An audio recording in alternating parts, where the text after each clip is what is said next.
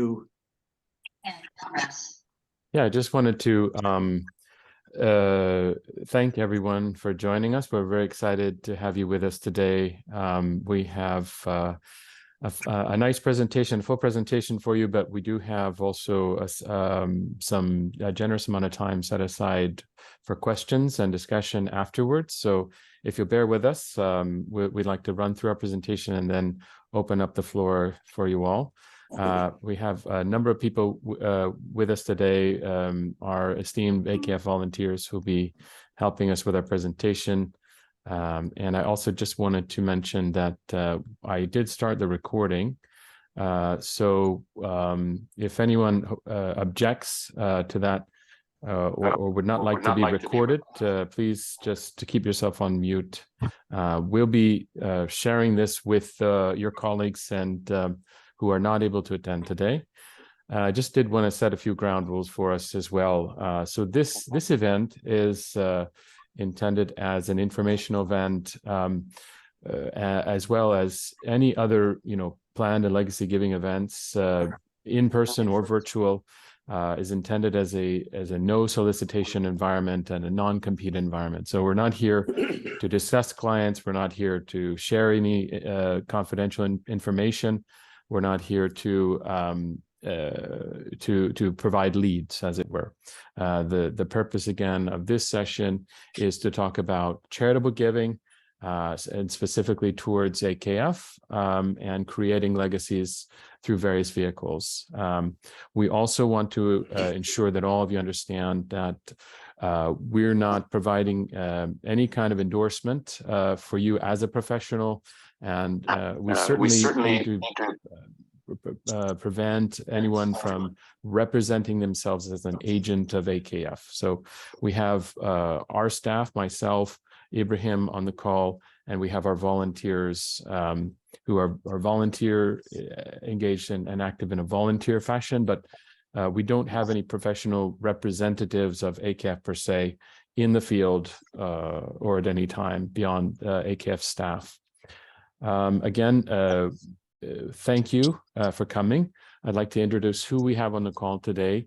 We have President Farouk Valiani, who's our National Volunteer Chair for the AKF Planned and Legacy Giving Program. He's been a very active volunteer. He's obviously well known within the community. He's located in Dallas, and he's our lead volunteer across all of the U.S. We also have Noor Virani, who is typically located out west. She is a longtime volunteer, has been with this program from some of the very first days. She has an insurance background, so she understands both the insurance field and the development and growth of this program over many, many years. We're happy to also have Kamal Daya, who's a certified financial professional with us today, but he's also an AKF volunteer. So as many of you know, he was an active agent for a number of years and has retired from the life insurance business. So he has generously provided his time, his expertise, not only on this call today, but works with our office and provides us guidance and insight on the insurance business and financial planning business. So we're really thrilled that he's part of our presentation today. Again, I mentioned Ibrahim Inayatali, who's the director of the Planned and Legacy Giving Program here at AKF. And you can see myself there, Michael Scheidt. And we have our email addresses here. Again, happy to follow up after this presentation with all of the information that you see here presented in this slide, in the slides, as well as additional information that we have on the program, should any of you be interested. So with that, I will hand it over to President Farouk in a second. I just wanted to briefly highlight our agenda for today. We have a section on AKF overview, which Ibrahim will be talking about. We're going to be talking about specific vehicles that this program promotes and discusses with donors. Noor is going to talk a bit about the life insurance program and her perspective and some of the guidelines that we have. And then we'll get over into Kamal and his presentation on the role of the agent advisor in this context of working with AKF and potential clients and donors to AKF. And then we'll have, again, a significant amount of time set aside for question and answer. And we'll have Ibrahim wrap it up for us towards the end. So without further ado, I would like to hand the floor over to President Farooq Valiani. Thank you. Thank you so much, Michael. And thank you for all of you attending this on a busy day and a weekday. I want to welcome all of you to Agent and Advisor Awareness Session, which is very, very important for all of us. Some of you have been working with us for many, many years, but this is a good restart and refresh to go through the process and the policies so we all can go through the training. Just to give you a background on this program, we started this program, as you all know, in 1993. At that time, Maulana Hazar Imam asked Warsiani Ma to launch this program in the United States of America. At that time, this program was initiated with only one product that we call it a deferred life insurance program through the AKF channel.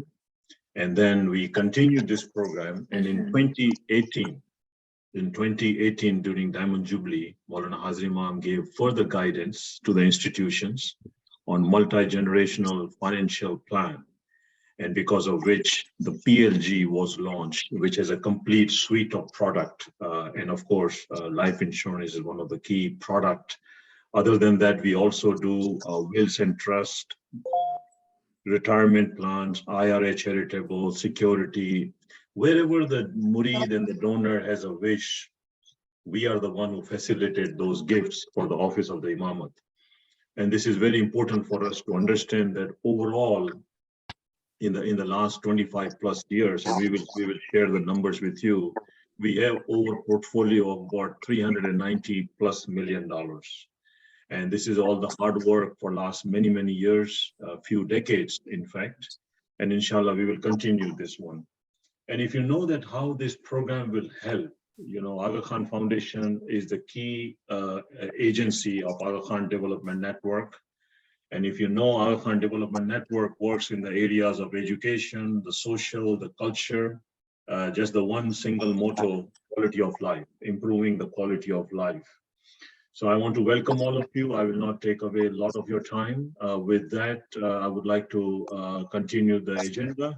And then inshallah, in the later part, we will take a question and also question and answer. Thank you so much. Thank you, President Farooq, for those welcome remarks. Just want to thank you all again for joining us on a Wednesday afternoon, Wednesday morning for some of you. The program, as President Farooq said, has been around for several years now. The theme of our program is a light for future generations. It provides a pathway for the projects and the programs of the Aga Khan Development Network to build on for the future and the future generations to come. And so the motivation for all of us at AKF is to help people in the developing worlds and the communities where we serve to improve their quality of life. And let me walk you through some of the material, just briefly, of the work of the Aga Khan Foundation and the Aga Khan Development Network. And many of you are probably very familiar with it, so we will not spend a lot of time on this, but just to set the stage of why we are in this work. So as President Farooq mentioned, that the major objectives of AKF and AKDN is to improve quality of life. It also, in its work, promotes the idea of pluralism, that we are working in a very multifaceted world with many different people, many different cultures, faiths, and social life and social belief. We want to enhance self-reliance amongst the people who we serve. And we work with all people, irrespective of their faiths and origin. So we are a non-denominational institution, and our services are available to all. Now, this is a busy chart, and I do not want to spend a lot of time on this, but the idea that it is not a single focus organization. It covers the spectrum of services that all of us in our daily life require in every facet of our life. So our work relates to economic development, social development, and culture. And President mentioned about that as well. But in order to achieve those goals, various agencies have been established. And you can see at the bottom of the chart there, the logos of the many different agencies that are involved with the work that we do. Right in the middle, you will see the Aga Khan Foundation, as you can see, alongside with the Aga Khan University. Now, the Aga Khan Foundation is in many ways the central focus point for the work of the entire network, because much of the resource development and the partnerships that we forge benefits all the different agencies with whom we work. So when you are speaking of the foundation, you are not only speaking of the work directly carried out by the foundation, but indeed you are speaking about the work that is facilitated by the foundation that all the other agencies are also working towards. So please keep that in mind as you think about the work of the foundation. Now, I just want to, this is the only slide in which I will speak specifically of His Highness the Aga Khan, who is the founder of the Aga Khan Development Network and the chair of the board of the Aga Khan Foundation. And it sort of addresses some of the central principles of why we are in this business. And he spoke in Madagascar in 2007. And he spoke of the idea that poverty is such an important issue that we must all be concerned about. And the quotation is quite clear, and I will just read it out very quickly. He says, our duty is to try to free people from poverty. And to me, poverty means being without shelter, without protection, without access to healthcare, education, or credit, and without hope of ever controlling one's own destiny. This means condemning one's children and grandchildren to unacceptable living conditions. I thought I will highlight this right at the outset because it sets the context for why we do what we do. What is the ultimate objective of the work of the Aga Khan Development Network? And this sentence or this quotation speaks to that particular objective. Now, this is just a graphical representation of the work we do. We serve in some 30 different countries around the developing world. Primarily, these countries are based in Central and South Asia, Eastern Africa, the Middle East and North Africa, and we have presence also in Europe, in particular Portugal and in Russia. We have 3 major offices, 2 in North America and 1 in the United Kingdom. These offices are primarily responsible for resource mobilization and for establishing partnerships with various institutions. Our head office is based in Geneva, but the offices in Washington, Ottawa, and London are the 3 primary offices with whom we build relationships with various agencies, such as the USAID, for example, in the United States, as well as other organizations and foundations in the US. Just a very quick highlight, and President mentioned earlier in his remarks as well. In 1993, this program got launched when Gulzar Muller-Conte, who served at Eglemo for many, many years with His Highness, to launch this program, the Deferred Gifts of Giving of Life Insurance Program in the United States. Over 25 years, over 400 families have supported this program. And in turn, they have purchased life insurance policies and they gifted them to AKF USA. So that has been the trajectory for many, many years, right up to 2018. There was a feasibility study carried out in 2017-18 to expand this program to offer other opportunities for people to give their legacy gifts, in addition to life insurance.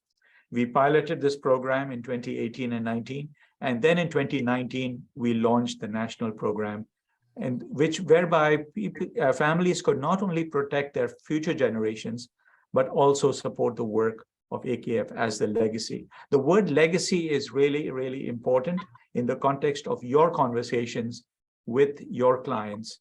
As people come to you and approach you, you are speaking to them about their financial planning and their needs, but at the same time, consider speaking to them about their legacy. And I think that is something we'll talk about today as well.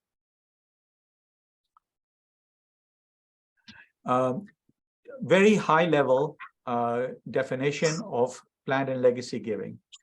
Essentially, we are asking people to consider in their planning process, and in many instances, it becomes part of their estate planning because they think about their future generations, their children, their grandchildren, and their families, in which how they are going to protect themselves in the event of unforeseen eventualities that come in.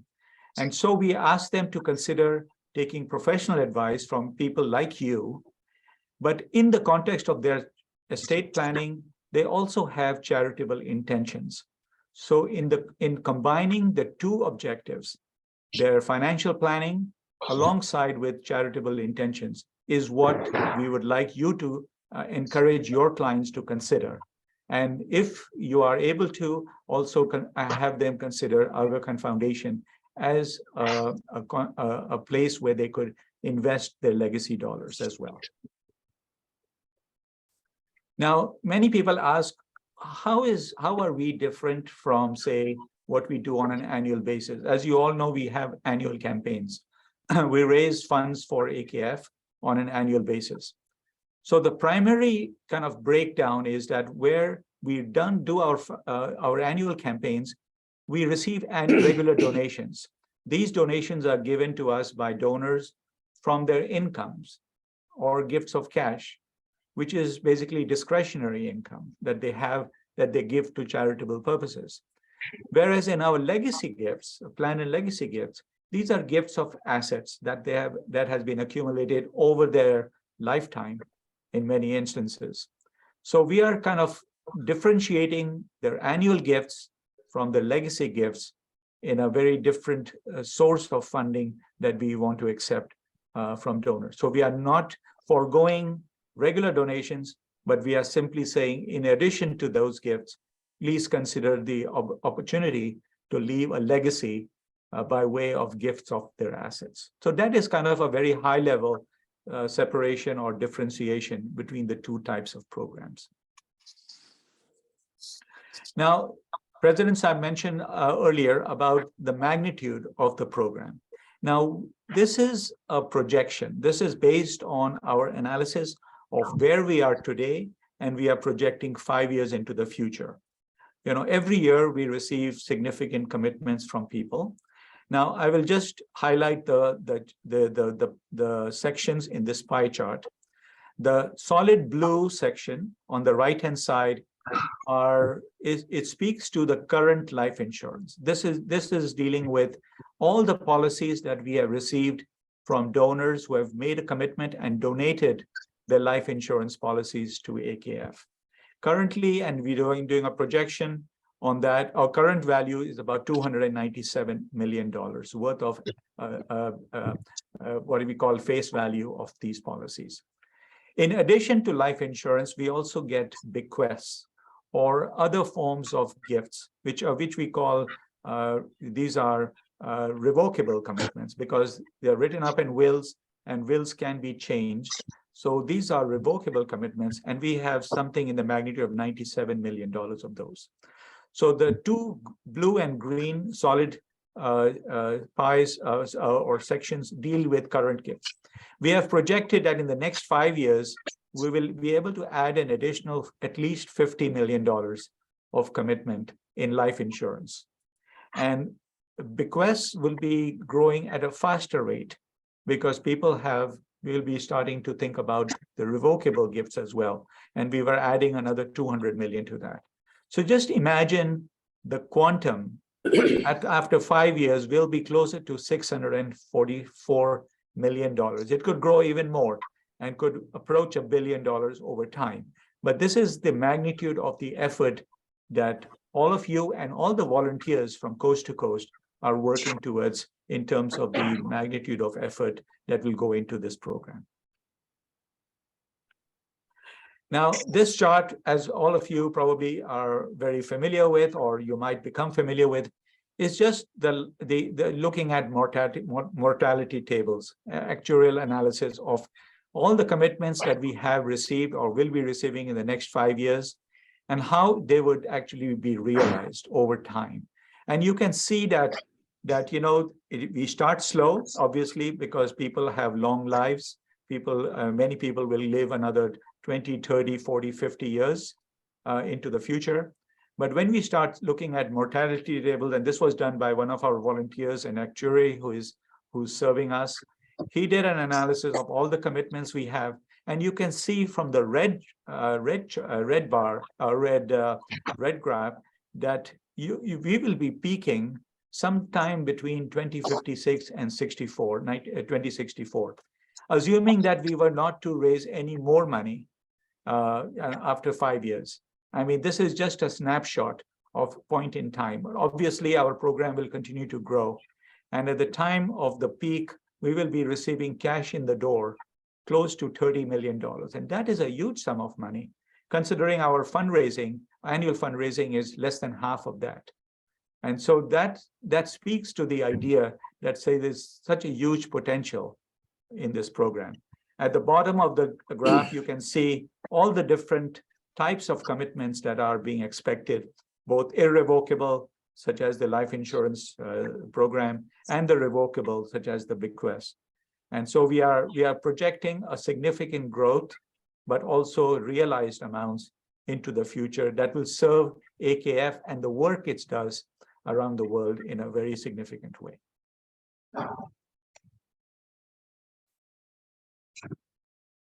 I want to conclude my section with a certain kind of fundamental issues. And this is something that I think you will appreciate. One of the important things for our ethical framework is that we will accept commitments only after family obligations are met. And that is very central to our philosophy and our ethical principles. Our goal, as your goal will also be, to bring families together so they can create a multi-generational legacy plan, which includes AKF, as I said, with charitable intentions. We want to encourage people to share their life stories, their values, so that they can in turn inspire their future generations, their children. Many of your clients and our donors are first-generation immigrants, and they have come from countries where they have seen firsthand the work that we do. We would like those stories to be captured in the context of their commitments. And finally, but very importantly, we want to encourage our donors to speak to trusted financial advisors and legal advisors, such as yourselves, before they make a commitment. So they are making an informed and most tax-effective commitment as they make towards for their charitable gifts. So I will conclude here, and we'll certainly have Q&A at the end, but I will turn over to Michael Scheidt, who will take you through the PLG instruments and the different vehicles that are available. Good, thank you, Ibrahim. Again, I just wanted to reiterate that AKF and the PLG office do not function as a replacement for a tax advisor or an estate lawyer or an investment advisor. We do not, fulfill that role. We do not serve that role, but we do present various options to our donors when we go out and meet people in person and in our communications through our website and newsletters. We encourage donors to consider all the various ways in which they can protect their family's financial future and build wealth over many generations. So we're providing these basic concepts to our donors in the hope that they will, explore that further with a financial professional such as yourself. And we don't, we don't serve as a replacement for a professional advisor in any kind of way. But we do talk in general terms about various ways in which a donor can build wealth and also create a charitable legacy with AKF in the future. So we talk about why it's important to have a will and what ways a donor can leave part of their estate either through a will or through a trust, right? We talk about ways in which donors can use their current accounts or life insurance policies or investment accounts or other types of financial instruments to provide a beneficiary to AKF somewhere down the road, and the flexibility that provides for them as an owner of that account to either revise that at some point in the future or utilize these instruments to bypass probate or what have you. Again, we talk in general terms about these items. We also present cases in which people use their retirement accounts to create a charitable distribution to AKF. In fact, we have a number of donors who are already doing this, providing that charitable distribution through their IRA accounts or through beneficiary designations of their retirement accounts. We again reiterate that life insurance is a suitable option for people who have sufficient cash flow, sufficient income, not only to cover their basic needs and other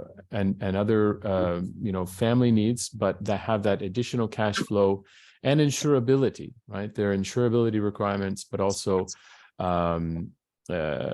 cash requirements in taking out a gift of life insurance. So we provide explanation of the various options, not only in taking out a policy, a new policy.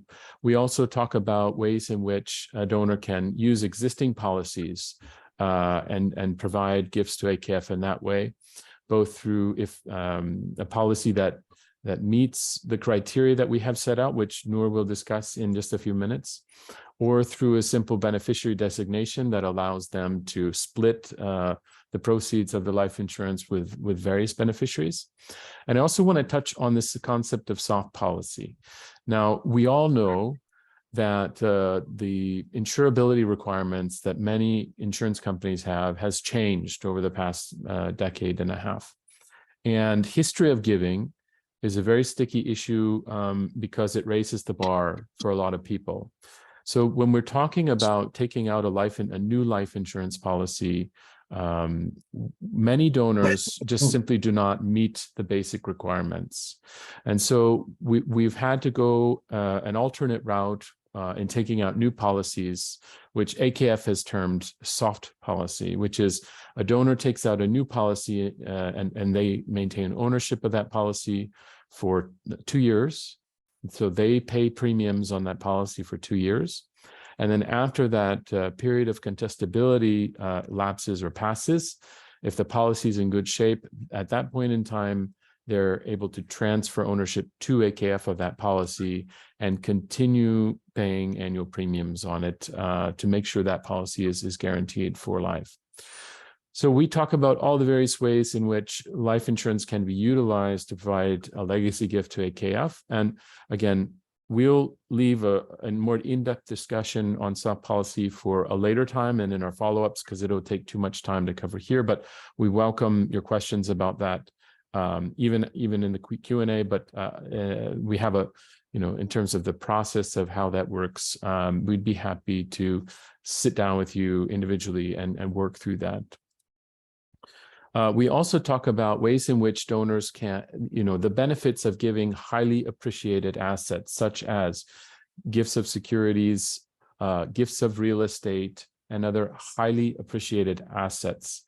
Again, we're not providing any financial advice. We're just talking about this in general terms. And, we invite financial advisors to give specifics, specific scenarios in which these types of gifts make sense. We also are finding that a lot of donors are asking us about donor advised funds. We are providing the basic information, basic education around what a donor advised fund is and what it's not. So in interactions with your clients, just be aware that these questions are coming up, and these are also very good tools and giving vehicles that can provide a long-term financial gift to AKF and other charities as well, well into the future. We also talk a little bit about hybrid examples. Many people out there have complex assets. It's not just that they are sitting on a huge cash account, or maybe they own a business, or maybe they have several different asset classes and their financial situation is a little bit more complicated. So we encourage people to explore hybrid approaches to providing legacy gifts to AKF. And one example being that a donor might want to use a DAF in order to fund a life insurance policy. So things like that, we do, open up a conversation around those things when we go out and talk to donors. I want to also, actually, no, I'll just, that is where I will stop and hand the floor over to Noor. So I'll invite Noor to speak a little bit about the criteria, so our guidelines for life insurance in particular, and how we can approach new gifts of life insurance. So Noor, if you would. Sure. As you all know, we started this program in '93. Everybody talked about it. When we started this, it was in a very small gathering, very selected group of people. Varsini Gulzar-Mueller, as you know, would visit their home and talk about the program. And then we would write policies. It was all done very discreetly. Now that it's open up, that we've run into a lot of requirements with the insurance company, we've set up some guidelines, which was always there, but it's been a little bit refined now. So some people, if they want to make a donation to the foundation, say for $1 million, and it's not possible, but through life insurance, you pay the premium and the end gift is turned out to be what they wish to donate it to the foundation. So the end of life gift can be 10 times greater than the gift of cash. Next one. Tax implications for the donor and for the beneficiary gifts of life insurance. We always have that. Your financial advisor will talk to you about it. But when you do the life insurance, the owner and the beneficiary is Aga Khan Foundation. Insurance companies that we dealt in the past, and most likely it's still open, some of the policies that were written was these insurance companies, New York Life, John Hancock, Mass Mutual, Guardian, you can go down the list. We wrote through all these different companies many years ago. So the basic requirement we do for the life insurance is the whole life and the guaranteed universal life. The coverage age must reach up to 121. Maximum 10-year premium paying period, minimum age 18 years, because we were running into a lot of questions. Can they do for their children? Because it's inexpensive, but we want the legal age. Unless the child is 18, AKF cannot accept the policy. Donor must have an equal or greater amount of personal life insurance before they donate to the foundation. They must have their own insurance, protect the family themselves before they think of donating. Minimum face value, $250,000. So we prefer that. Approach, donor is aware of philosophy of. Are you doing this, Michael? Oh, sure. Yeah. Did you want to add anything else, Noor? Or no, I'm fine. Okay. Yeah. Yeah. Again, before I pass the floor off to Kamal, I just wanted to convey as well, because of everything that you've seen so far, and all the materials that we have available for you to share with your clients and donors of AKF, it's a priority that these donors are aware of the philosophy of the PLG program and the use of future funds that will be passed through AKF to the various AKDN agencies. It's also important in all interactions with donors in new applications that we set up a call between our office and the donor in order to just gather all the proper contact information that we need, but also to talk a little bit about the family's financial situation to understand a bit better, because as agents and advisors yourselves, you have access to a much more in-depth financial information and details on those people than we would. And it's part of our process to make sure that each family who comes and makes a commitment, a significant financial commitment, is really understands what's what the commitment is, and that the AKF has a reasonable amount of confidence that they are both capable and willing to maintain this commitment over several years.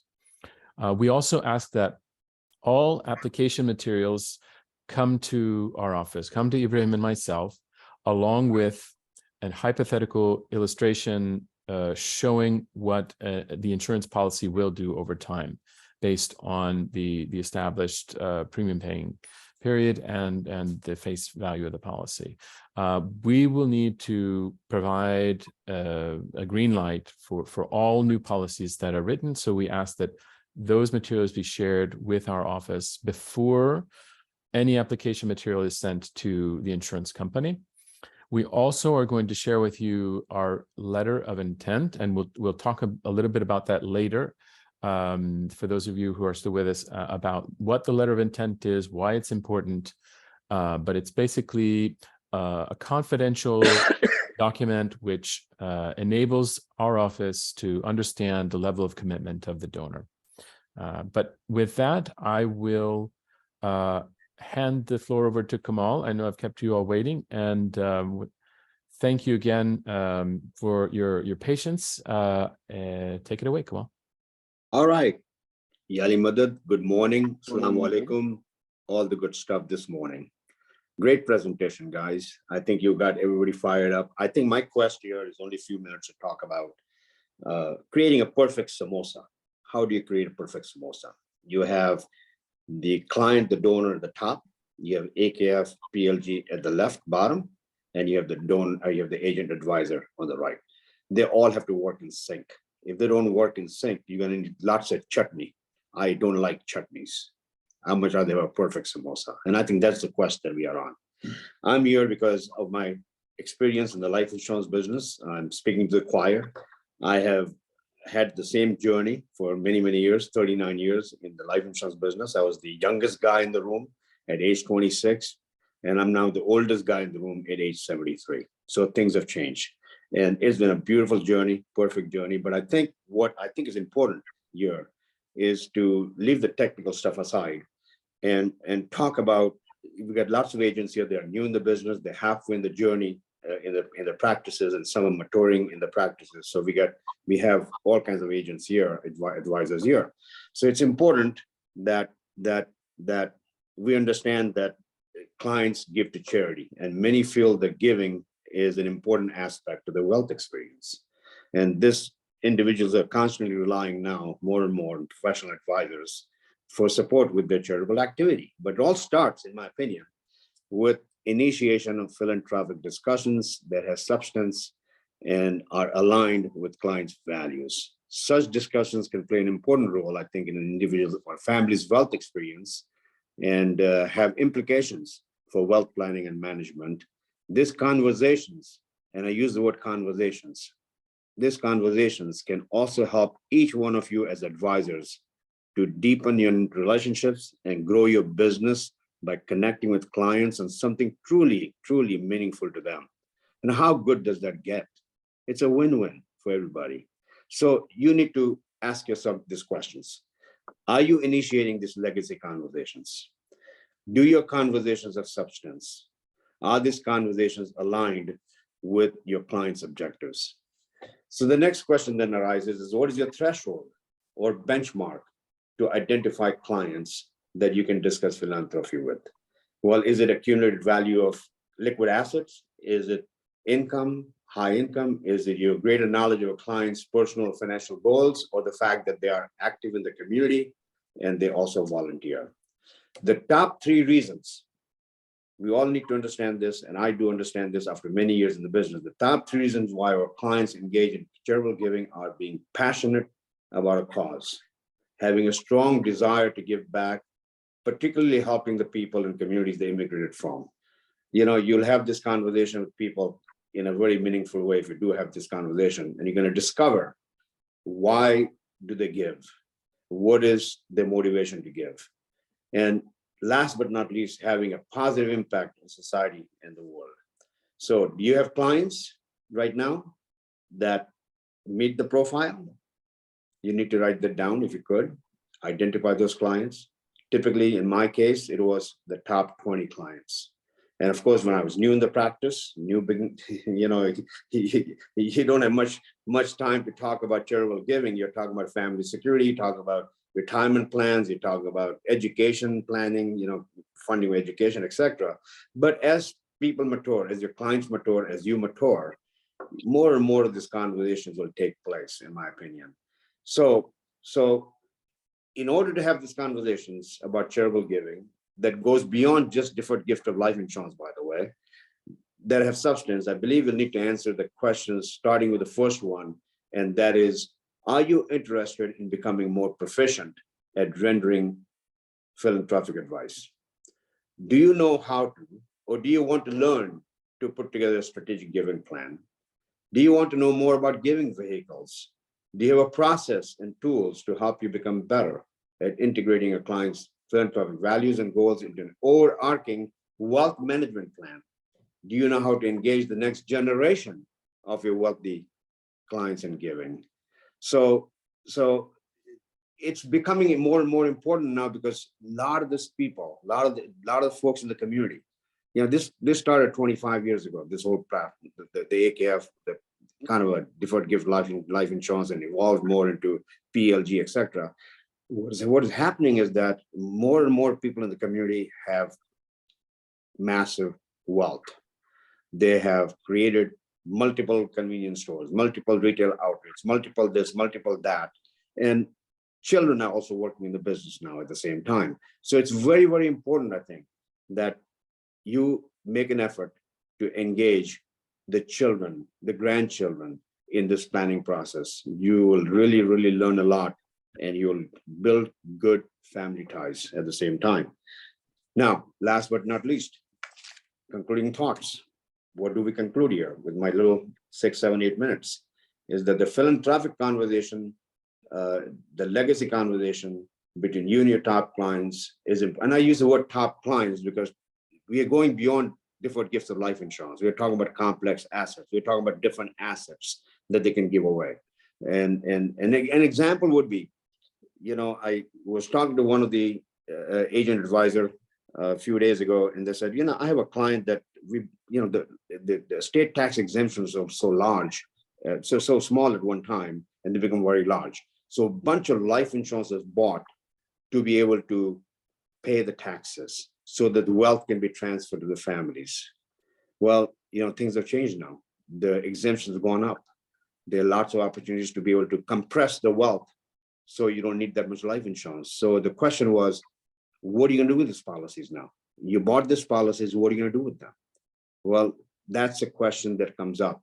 What am I going to do with this insurance policy now? Because I bought $100,000 policy, bought a $250,000 policy, bought $1 million policy. What am I going to do with it now? Because I don't need to have that for the family. Wealth has been created. Great opportunity for you to change beneficiary designation, great opportunity to change ownership, etc. So, and partnerships break up many times and the policy is left around. They can be surrendered, but rather than surrendering, it can be given away to charity. So I think that they're looking, these clients are looking to you for help to fulfill their legacy missions. They want to involve the next generation and leave a legacy. They're also seeking more values-based discussions with you about their legacy. they're given conversations that go beyond tax considerations and include life goals, values, and passions so that they can achieve the goals. And I will conclude my conversation here and tell you that more than likely you have clients who also believe in AKF's mission, just like you do. Now, with the information that you received in this session, you can have a meaningful conversation with your clients about legacy gifts. Can PLG team engage with you, your client, and have values-based conversation that leads to realization of your client's charitable goals and further enhances and cements your relationship with your client? That's the key word. Here's the key word. It will cement and enhance the relationship with your client. Thank you. Thank you, Kamal. That was very, very insightful. Wanted to now open up the floor to any of you who have questions about anything we've presented so far, or just questions that you might have about the program in general. Can I ask a question? My name is Azim Kanji. How you doing, Michael? Good. I'm good, Azim. Thank you. Yeah. Thank you. And thank you for this presentation as well. I wanted to ask, do you guys have a proper approach or safeguarded script or something when we're approaching Ismailis? Because I know it can be case sensitive.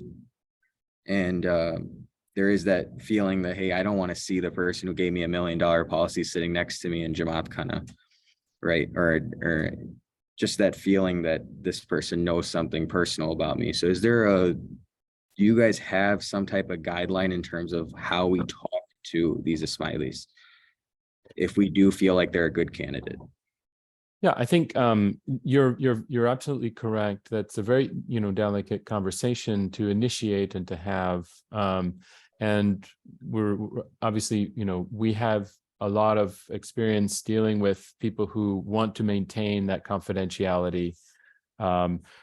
So we don't have necessarily a script per se, but I think we could probably set up some time if you'd like some coaching, Ibrahim, myself, and perhaps even some of our volunteers who are knowledgeable and have that experience. We'd be happy to sit down with you and do run through a few scenarios and provide you with those tools. Yeah, certainly an option, and certainly open to that conversation and help in sharing that knowledge that our volunteer base has and our staff have. And then following up from there, say I have a good candidate. I know this person is willing to do this, but maybe me pushing them isn't the best idea. Can I bring them to Ibrahim or you and for you guys to talk to them? We're certainly available. I think this brings up a great point that we have in each region a team of volunteers that are there to assist. We can share the names and contact information of those individuals. They can serve as kind of an independent third party. I mean, they're held to confidentiality with AKF as well, being volunteers. So there are a couple options, really. You could invite that person to have a conversation directly with Ibrahim or myself. We can also provide contact information of our volunteers who are a bit more knowledgeable of the program and might be able to serve as kind of an independent, confidential resource as well. But please, yeah, don't hesitate to forward, to invite, your clients or, donors to AKF to have a conversation with us. Yeah. Thank you. I appreciate it. Yeah. Thanks for your question. Yeah, Azim, I just want to add one thing that we do have sessions for our volunteers periodically. And we include in that presentation or in the conversations the importance of confidentiality and the fact that much of the information that is being shared is extremely confidential, and we want to make sure that we create a firewall between the information we get from donors versus sharing it with anyone else. So I think it is a very, very critical part of our mandate that we maintain confidential information there. And we can share the couple of slides we include in the presentation to our volunteers, and we can share them with you so you know them as well. Thank you.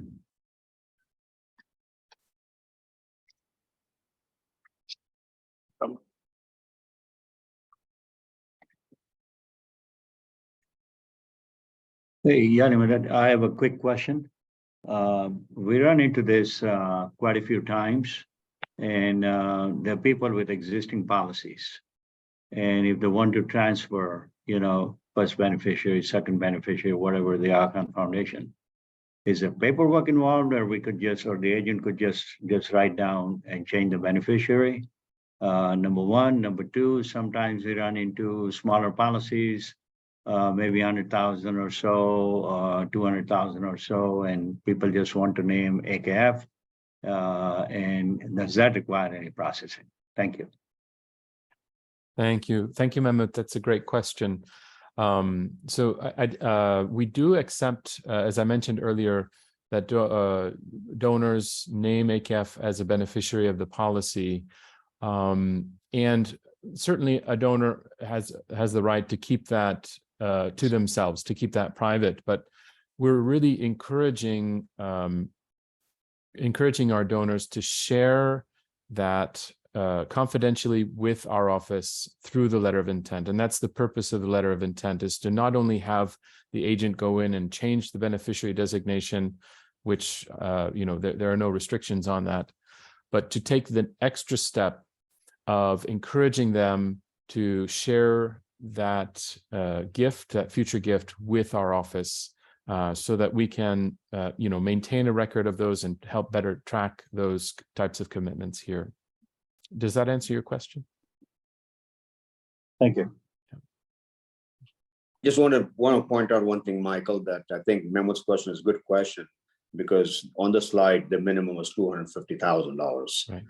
Now we're talking about existing policy. If somebody has 100,000, 200,000 existing policy, and they want to change ownership over to AKF, that should be okay, right?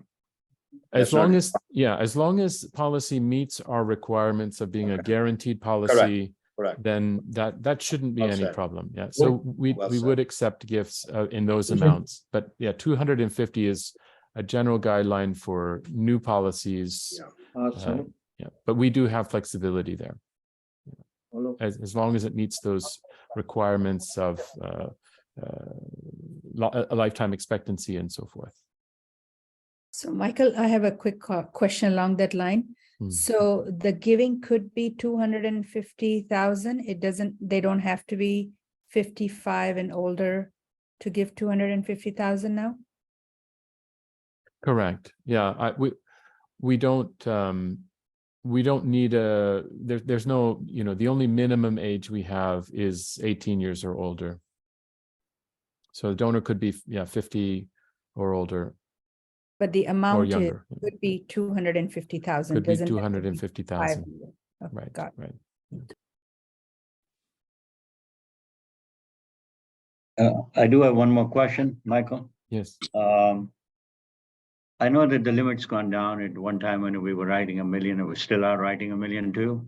But 250 is good limit, but there may still be, wouldn't it be better to go down on the limit, maybe even 100,000 on a whole life policy or something permanent like that, on it, like you said, 10-year pay, etc., meeting all the requirements?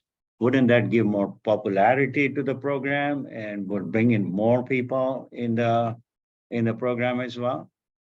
I think you're absolutely right there. I mean, we do want this program to appeal to a broader number of individuals, and we don't want to restrict access to donors who would like to create a legacy gift with life insurance. Again, that 250,000 is a general guideline, and maybe it's outdated. I mean, maybe you brought up a very good point. Maybe we need to revisit that benchmark in terms of what the market is now and what the cost is now of current insurance. And I want to repeat that we are definitely open to policies of a lesser value for individuals who cannot afford that 250 benchmark. I want to add a bit on that based on what Michael has said. But, you know, because the PLG program is broader than just gifts of life insurance. So like gifts of life insurance was the initiation, the original kind of the mechanism for people to make a commitment. And the threshold was much higher at that time because we were trying to appeal to a certain demographic of the people that we were reaching out to. However, now because it is much more of a mainstream kind of, I don't want to use mainstream in a light way, mainstream in the context that people can kind of consider legacies at all stages in their life. And we are bringing together a variety of different possibilities for them to support, including AKF in their retirement plans, including creation of donor advised funds, including writing up their wills or creation of trusts and so on. So we are trying to kind of meet the needs of a variety of different people at different stages in life. And so I would say that let's think through that one in your conversation with your donors or the people that your clients rather, and to see what kind of vehicle would be appropriate for them. If they are of an older generation, then perhaps life insurance may not necessarily be the most cost-effective way for them to create a legacy. If they are younger, obviously the numbers will be much more reasonable for them, perhaps. But this is something that at an individual level, you will be able to have a better appreciation of what their needs are and how you might be able to deliver to those needs. I have one question here regarding of the soft policy, Michael. You said it after 2 years, we can change the ownership, but it would be has to be how can the premium payment justify with the guidelines on the soft policy? Because when we write the new policy, we have 7 or 10 years, premium right. pay. Yes. So if we do the soft policy and if they have a term policy, can we change it or it has to be the permanent policy? And how would be the, length of the premium would justify with the guidelines? That's a good question, and thank you for that, Shams. We are the current situation that we are dealing with donors is that they've taken out policies that are initially set out to be either 7 to 10 year premium paying.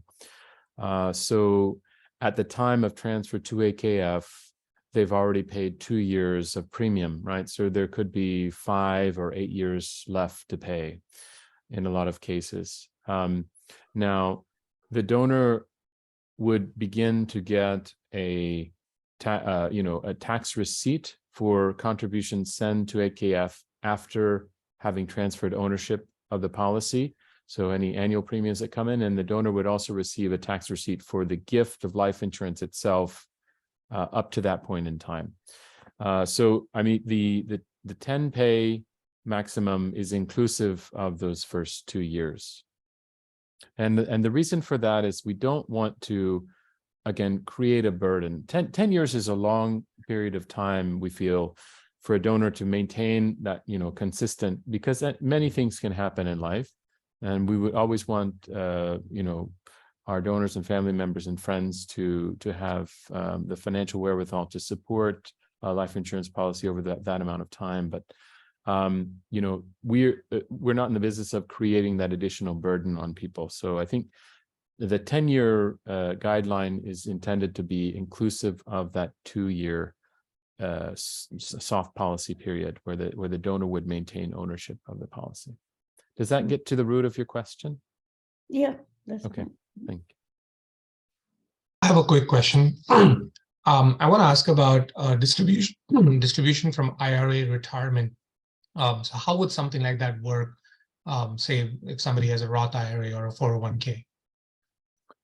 From what I'm not an insurance, a retirement account specialist, so I might not be the most appropriate person to answer that question. But from my layman's understanding, the 401k does not allow a charitable distribution from that type of account. Now, a Roth IRA, it wouldn't necessarily matter. Now, I think I'll invite Kamal. Perhaps you could answer this question a bit better than I could. Well, the 401k plan could be rolled over into an IRA rollover to Right. qualify for that charitable deduction that you're talking about, to make it happen. Roth IRA is already tax-free, right? So I don't see any reason why that can't be given away if needed to be, and taking tax reduction for that. But 401k, of course, it needs a little bit more planning, with a plan administrator to be able to carve out a portion of the 401k plan and put into IRA rollover, which then in essence now it qualifies for the charitable giving, right? Some plan administrators would not allow that, some do. So it's a question we can talk about. I mean, absolutely can discuss it, talk about it. There are a couple of situations, and Kamal, please correct me, because this is age sensitive, especially the IRA distributions. At a certain age, individuals are by law required to distribute. So I think the age of 72, they Yes. absolutely need to distribute some portion of their IRAs. Yeah. And at an age of their required minimum distribution, obviously, but they can choose to donate that should they not wish to retain any of that and get charitable deduction for that contribution. And certainly at the age of 70 and a half, they are eligible for something you probably know, the qualified distribution, QCD, qualified charitable distributions, so up to $100,000. So there are opportunities available within the context of the IRA accounts that they can make those choices at a certain age in their life. So that is certainly you are aware of it, and your clients need to be aware of it as well. I think I'm the only one in this room that has RMD. Nobody There else you go. has RMDs yet, and you will have RMDs. You'll have to take it out. They're going to force you to take it out over 15-year life expectancy. So you're going to get that RMDs in your pocket. They're going to tax you on that, right? But going back to the QCD discussion, what he's saying is that you can take $100,000, because if you take it out and then give it to charity, it goes in your Schedule A, 1040 Schedule A. So it's not as effective. If somebody's filing standard deductions, it's not a good thing to do, right? So then that way you can transfer the 100,000 to QCD distribution, as we call it, and overcome that coming to your 1040 Schedule A. A little bit technical, I'm sorry, but that's what it is that standard deduction. If people are filing standard deduction, take a RMD out, and then give it to charity, different discussion at this point. But I think we can help. We can find more. Which, Michael, this seems to be coming up quite often. That's right. So I think that we may want to have somebody that is a retirement specialist that can engage in this conversation, perhaps get a memo out or something like that to all the people that are in this room, they want to know. And maybe you should do that, Michael. Yeah, that's a great suggestion, Kamal. And I know we've held some info sessions in the past. What we'll do is include some information and follow up to this session on IRAs, but we'll definitely make sure that we construct some clear guidance on the rules around 401ks and IRA distribution, whether it be RMD or QCD. Yeah, there's specialists out there. I'm not, and again, you have people in the volunteer base that can perhaps help us. Certainly, we to do put together a kind of a paper of one kind that talks about this. Yeah.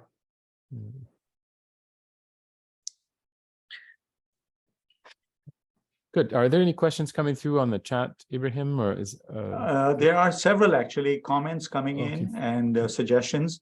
Shafiq just wrote about Secure Act. Giving opportunities. Shafiq, do you want to elaborate on that if you wish? Sure. Yalimandat, everyone. So obviously Secure Act is a moving target. Just last December, Secure Act 2.0 got passed, which also created new guidelines for retirement accounts. The genesis of the Secure Act is, the ability to transfer the asset to the next generation or the generations after. In the old days, you could transfer that to your grandkids and have that money become available for their lifetime. So the opportunity for compounding and legacy giving within the family was a common theme. Now with the new rule of the account being emptied out within 10 years, if it's a non-spousal beneficiary, pretty much means that if you, and again, my personal view is this is another way for the government to really get their hands on the taxes to mitigate the deficit that we have. Because if you think about compounding impact, most of the times, if you are the beneficiary of a decent size qualified account, you are most likely to be in your 40s, 50s, where you're earning enough money and you may not use those dollars, right? And you will let those dollars grow, compound, and then all of a sudden 10th year arrives. So the 500,000 became $1 million, and now you have to take all that money out in 1 year, and all of that money becomes taxable income. So there is an opportunity that anyone that is leaving qualified accounts behind to a beneficiary, particularly non-spousal beneficiary, that 10-year rule can be utilized in a systematic manner where withdrawals can happen in a manner and could be strategically done in compounding the legacy giving to AKF and other charitable causes. But that whole 10-year rule it's something that people are not really paying attention to because it's not your account. It's someone else's account who ends up leaving it to you, and you don't know the rules and you don't need the money, so you're not going to empty out the account.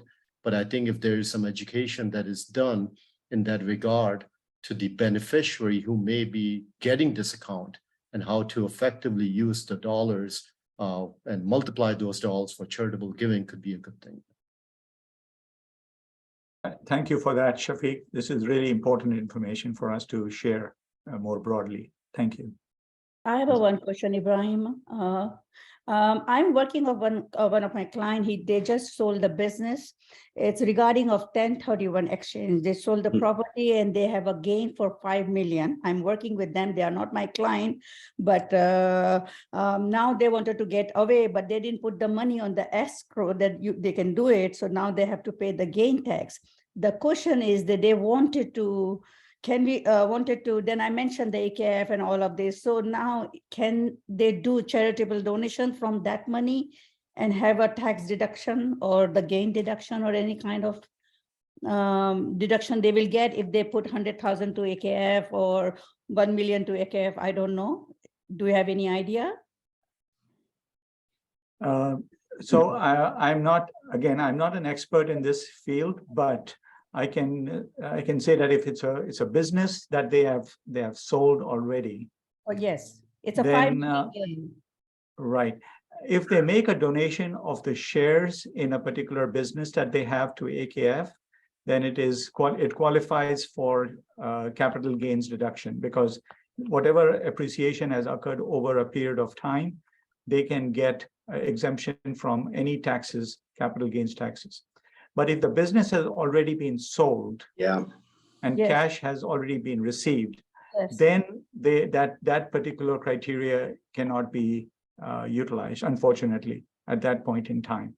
Had they made the decision of making a donation prior to the sale, then the shares probably would have qualified for capital gains. Now, that is not to say that they cannot get other taxable deductions upon donating the proceeds from that asset. And perhaps there are other people around this table who might be able to shed more light on this than I am. So feel free to interrupt and provide their advice. So their intention to give at least 100 to 200K.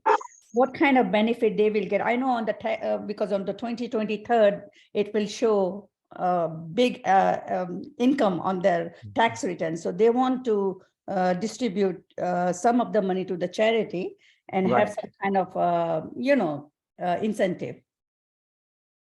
So Inayat, I'm sorry, Ibrahim, can I share some thoughts on this? Please do, please, absolutely, please do. So the question that I would have is, the business is already sold. Normally there is a time frame during which the 1031 funds need to be put in the escrow and acquired. has it been 6 months or more? No. So that is only 2 months now. So they put the money for the 3 month in CD on the bank, and they said. So I told them to talk to the CPA. Even we can do the 1035X and put the money on the escrow and all of this. So right now I don't know have what they have talked to the CPA, but you can tell me, then maybe we can guide. The reason I'm asking that question is there are alternative investments in the qualified opportunity zone that allows you to defer capital gains taxes so long as the gains occurred within 6 months period of time. So it's not been 6 months now, it's only 1.5 months. So there is still an opportunity that those gains can be deferred, and the qualified opportunity zone is a national program organized by the government. And if the opportunity is not only to defer the gains taxes to a future year, but if you decide to stay within that particular investment for 10 years, any future growth is also tax-free. So there are vehicles out there. And again, if you need any input, I can share some thoughts offline. So it's not too late to work on the gains and again, in the opportunity zone in 1031, when you do a 1031 exchange, you have to put the principal plus the gains. Right. In the opportunity zone investments, you're only deferring the gains, not the principal. So your principal is available to you to be reinvested, while your gains, so in this case, let's say if the original investment was 400,000 and there's 200,000 of gains, the proceeds are 600,000, they will not be investing 600,000 in this opportunity zone category. They will only be investing 200,000 to defer the gains, while the 400,000 can be used for anything else. So there are ways of doing it so long as the time frame is appropriate. So can you please give me a call off of the line, then we can discuss this ones, because they wanted to give some kind of charity. Yeah, so if you don't mind just direct messaging me your telephone number, I'll definitely do that. All right, thank you.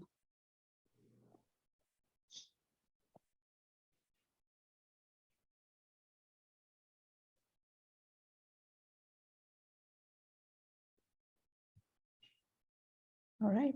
Good, and thank you. Yeah, that was very good.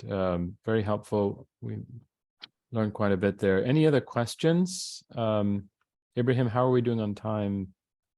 We have just shy of 15 minutes left. We had a 90-minute session. So we are at 1:15 Eastern time right now. But we have just a few more slides to share after the Q&A. But if there are any other questions, we would rather have those questions answered.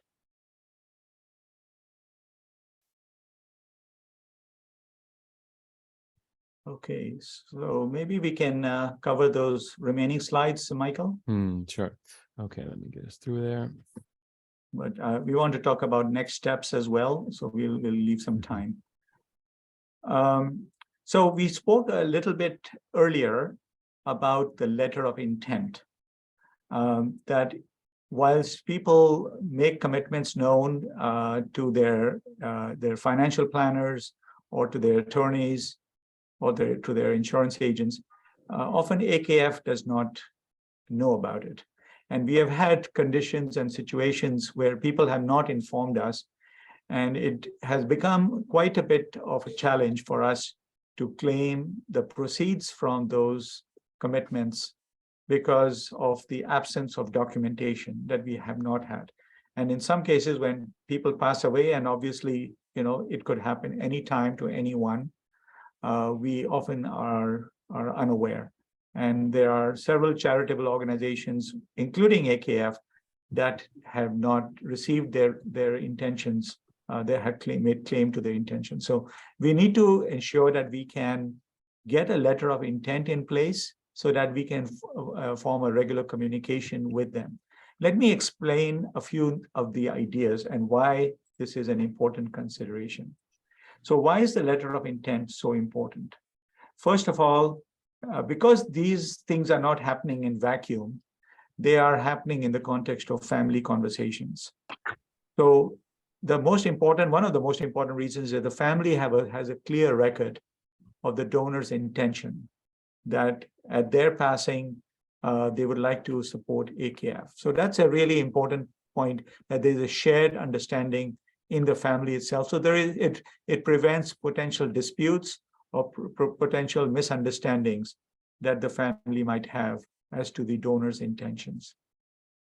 The second reason, which is really important from an AKF perspective, is that we do a lot of long-term planning. As I mentioned earlier, that AKF has its head office in Geneva, and Geneva, where His Highness is the chair, there are constantly plans that are being have been developed for much long-term development initiatives. And so we would like to know what some of the legacy gifts that are coming down the pike, like the chart that I showed you earlier, which said by 2056, 2060, we would be seeing a cash flow of a certain amount over time. So that's something that is important for us to know what the projections are. The third reason is that because in the letter of intent, we are giving opportunities for people to tell their motivation, their story, why they want to support the Office of the Imamate, why they want to support the network. And we document that, and it allows the family to kind of have a common shared vision of what their intentions are in the future. Then the fourth reason is that we become a little more precise as to what asset will be distributed to whom, because there are certain assets which may not be advantageous from a tax perspective for estate distribution. Maybe the Roth IRA might not be a most appropriate thing because it's already being received tax-free. And so why would somebody want to do that if there are other opportunities that might be available, for example? So in order for them to understand what the tax implications could be, and different depending on the state where you live in, the clients live in, there might be different tax treatments that might be most appropriate. Then the second to last point there is that AKF maintains a long-term relationship with the donor, and we have something which I will talk about in a bit, the 1967 Legacy Society. It is simply an opportunity for people to feel honored, and they effectively become our ambassadors when they speak to their colleagues and their friends and to their family members. And this way, the multi-generational kind of transfer of knowledge and the family's legacy can continue. And last but not the least, as I mentioned right at the outset, is that we want to ensure that the intentions, the niyat, as we call it, is fully respected, because there are uncertainties, obviously, in people's lives, and we want to make sure that the intentions are being honored and respected. So that's the letter of intent purpose. I want to just share with you very quickly the paperwork. This letter of intent is available online. You can go to our website, AKF/USA/Plan and Legacy Giving. We are also now making it a digital document, which will be available also. So you could create a letter of intent digitally. So this is our first page of the LOI, in which the name of the donor is being noted. We want to make sure that it is not a legally binding agreement. So people should not feel concerned that this document can be used in the court of law or any other claim that we might have. It is not a legally binding agreement, and it is a confidential record of the person. This is an invitation to those who want to join the 1967 Legacy Society to join it. This society is established to mark His Highness's 10th year of becoming the Imam, and it's also the year when Aga Khan Foundation was first established. So people could remain anonymous, or they could become a member, but they do not need to join the society as well. So they can express their intentions by checking off the box. They can also leave a gift in memory of somebody or in honor of somebody instead of themselves. This is basic information about the donor, their name, their address, phone numbers, the date of birth, and also they have an opportunity to include the name of an executor or a financial planner or an advisor. So this way, there's also a record available with us at who the advisor is who has helped create this particular legacy gift. This is a little busy chart, but it speaks to the various vehicles that Michael spoke of. And it talks about the type of gift or the type of vehicle that has been used in order for somebody to make that commitment known. So it could be a bequest, it could be a beneficiary designation, it could be a DGLI, the Deferred Gift of Life Insurance, it could be a qualified charitable distribution, the QCD, it could be gift of appreciated securities, or a gift from donor advised funds. So that's kind of a menu of possible options. And again, there could be a combination of them, not necessarily one or one of them there. Now, we also record the current value of the gift. So this is not to do with what the future value might be, is to say, if somebody were to make a commitment today, what is the current value? So it would be obviously a conservative number, because the future gift might be much larger than what they are making a commitment at this point in time. So that will be entered, and then a signature of the donor and the spouse. And now there's an opportunity for people to indicate how they would like to see their commitment distributed. So when they make a commitment, they would say, we like to give to establish a scholarship for needy students at the Aga Khan academies, for example. Or they could say, we want to support the education of girls and women, for example. Or they could leave it undesignated. So people could make a choice. Certainly, if they direct their gift to a particular cause or purpose, then the board of the Aga Khan Foundation will determine how best to utilize it, because this commitment will obviously come in perhaps very many years from now. So the programs may or may not exist in the manner in which that donor has thought of at this time. But if they leave it undesignated, then the board has currently indicated that it would be distributed to 3 endowment funds. And the 3 funds being the Aga Khan Foundation Endowment, a fund for an endowment for the Institute of Ismaili Studies, and an endowment to alleviate poverty in areas of significant Jamaati presence. So those are the 3 funds which are currently where the current amounts are being distributed in equal amounts. So just for you to know, if donors do ask the question, so you know how they could be, how those funds would be eventually distributed. This is a place where people can write their stories or their experience or their motivation for making this commitment. They could fill in the lines here, or they could add an extra page. The idea being that we want to know what motivated them, what inspired them, and what Kamal was saying, why do they want to make this legacy or philanthropic commitment? They could stay. And we have seen these stories expressed in many ways, and we have included some with donors' permission to include it in our newsletter that we publish. This is some language in here, like, you know, if you're writing up a will, then you would probably want to know what language to use for making a designation known, for residual bequests, for legacy bequests. And there's a legal name and EIN number that you might need when you fill up various documents, including insurance policy documents and so on. So you would want to make sure that it is not Aga Khan Foundation, it is Aga Khan Foundation USA, because that's the legal name of the institution that people should be aware of. So this is the last page of the letter of intent. So it's a very straightforward document.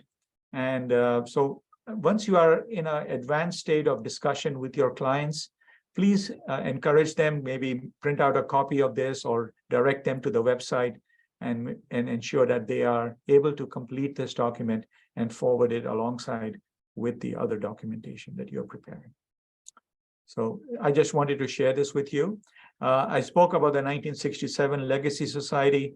I just want to repeat it here, that this is the kind of area, this is something we really looking forward to welcoming donors who want to join this society. We are in fact hosting an event for all donors living in the Midwest region in May, and then we will have events with others as well in other regions in subsequent months and years. Again, the name of our team today, Noor is certainly, she spoke today. Thank you, Noor, for your time and your commitment and your contribution. Kamal, you all know him. Thank you, Kamal, for everything you have done and your continuing role as a leadership capacity, as well as a tremendous contributor with your technical knowledge and your background. And myself and Michael. So, and President Farouk, who you met earlier on, he's our national leader.